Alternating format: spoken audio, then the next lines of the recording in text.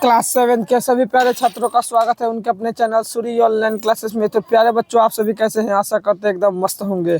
तो क्लास 10 के सभी प्यारे छात्र बच्चों, यहाँ पर देख सकते हैं 7th क्लास के मैथ का जो एग्ज़ाम होने वाला है ना 17 दिसंबर 2025 ईस्वी को, उसका एकदम 100% बच्चों सवाल लेके आ चुके हैं। यानी कि कहें तो एकदम ओरिजिनल पेपर लेके आ गए हैं। कल के एग्ज़ाम में आपको यही पेपर का सवाल देखने को मिलने वाला है। जो भी क्लास 7th में है वो ये सभी अपने मित्रों को शेयर कर दीजिए, और अगर चैनल पर नए हैं तो चैनल को सब्सक्राइब और वीडियो को लाइक जरूर कर दीजिएगा। तो देखिए, सबसे पहले तो बता देना चाहते हैं कि आपको 2 घंटा का समय मिलेगा। यहाँ पर अपना नाम लिखना है, नीचे विद्यालय का नाम, फिर से विद्यालय का नाम, अपना वर्ग क्रमांक, प्रखंड और यहाँ पर अपना जिला, आप कौन से जिला से हैं। तो यह बिहार के सभी जिला का बच्चों पेपर है। बिहार के सभी जिला में सेम टू सेम पेपर आने वाला है।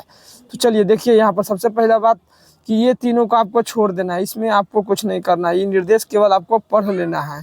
उसके बाद देखिए, पहला नंबर सवाल क्या रहेगा?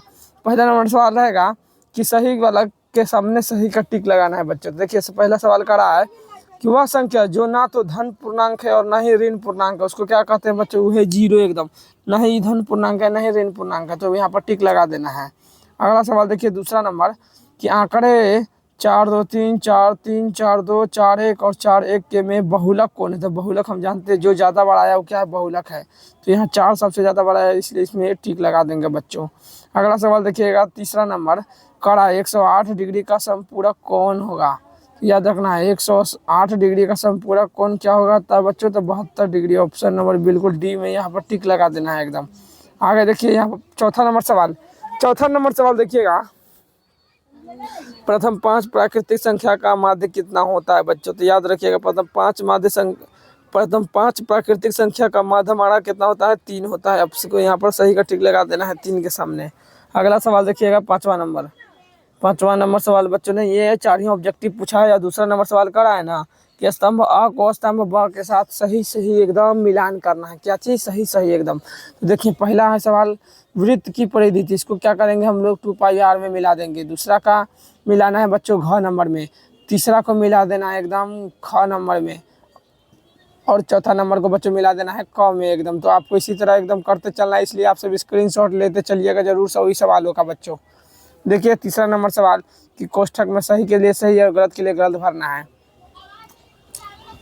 तो देखिए, पहला में क्या कर रहा है कि 0.5 भागा में 0.5 को हल करने पर कितना बचेगा बच्चों? तो याद रखिएगा, ऑप्शन है यहाँ पर लास्ट में 2 गो, इसमें से क्या होगा? 1 यहाँ पर राइट आंसर है। यहाँ 1 लिख के यहाँ पर 1 में टिक लगा देना है।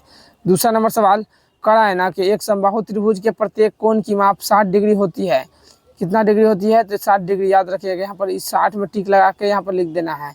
अगला तीसरा नंबर सवाल, एक सिक्के को एक बार उछालने पर चित आने की प्रायिकता कितना है बच्चों? तो याद रखिएगा, तो एक बार चित आने की प्रायिकता यहाँ पर 1/2 लिखेंगे। यहाँ पर देख सकते हैं 1/2 में टिक लगा देंगे। चौथा नंबर सवाल, यदि किसी वस्तु का विक्रय मूल्य उस वस्तु के क्रय मूल्य से अधिक हो तो बेचने वाले को क्या होगा? लाभ होगा। यहाँ पर देख सकते हैं क्या है? लाभ लिख के यहाँ पर लाभ में टिक लगा देना है। अब अगला सवाल चौथा नंबर देखिएगा। चौथा नंबर सवाल हमारा क्या है कि खाली बॉक्स में भरना है। तो पहला सवाल कि एक ऐसा पूर्णांक युग लिखिए जिसका योग 1 होता है, तो कौन है बच्चों? तो -1 प्लस में 2, यही आपको लिख देना है यहाँ पर। अब अगला सवाल दूसरा नंबर कि 51 डिग्री को कोण का पूरक कोण लिखिए। तो याद रखना है, 51 डिग्री कोण का पूरक कोण कितना होता है बच्चों? 39 डिग्री होता है। यहाँ पर देखिएगा, ये लिख देना है आपको।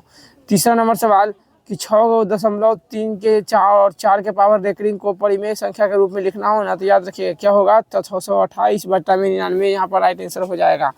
और अगला सवाल चौथा नंबर कि 16 और 18 का सर्वोत्तम अनुपात क्या होगा? तो यहाँ पर 8:9 होगा, इसमें बच्चों लिख देना है। अब अगला सवाल देखिए, पाँचवा नंबर, यहाँ से हमारा लघु उत्तरीय प्रश्न शुरू होता है, यानी कि बनाने वाला, सोल्यूशन करने वाला। तो देखिए, पहला सवाल पाँचवा नंबर कि -6 और 6 के बीच के सभी पूर्णांक को लिखिए। तो क्या लिखेंगे? -5 -4 -3 -2 -1, 0 के बाद 1 2 3 4 5, इतना लिख देना है बच्चों एकदम। आप सब याद रख लीजिएगा। अगला सवाल छठा नंबर सवाल कि एक